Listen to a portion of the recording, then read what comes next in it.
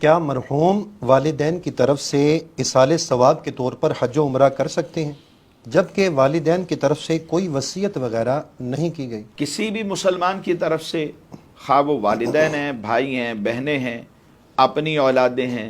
یا بھائی بہنوں کی اولادیں ہیں، اپنا کوئی بھی رشتہ دار عزیز یا کوئی بھی مسلمان، خواہ وہ زندہ ہے یا اس دنیا سے جا چکا ہے،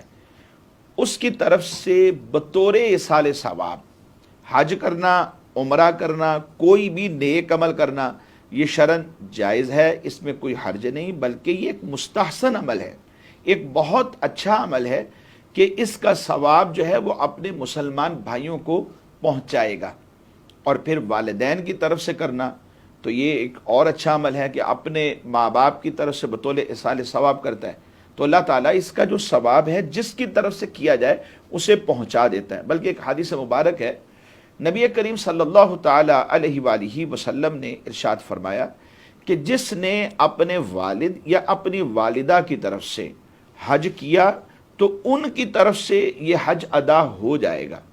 اور اس کرنے والے کو بھی اللہ تبارک و تعالی مزید 10 حج کا ثواب عطا فرمائے گا، یعنی ان کو بھی ثواب مل گیا اور اس کرنے والے کو 10 حج کا ثواب مل۔ کتنی فضیلت کی بات ہے! تو ماں باپ کی طرف سے بطور ایصال ثواب کرے تو برکت ہی برکت ہے۔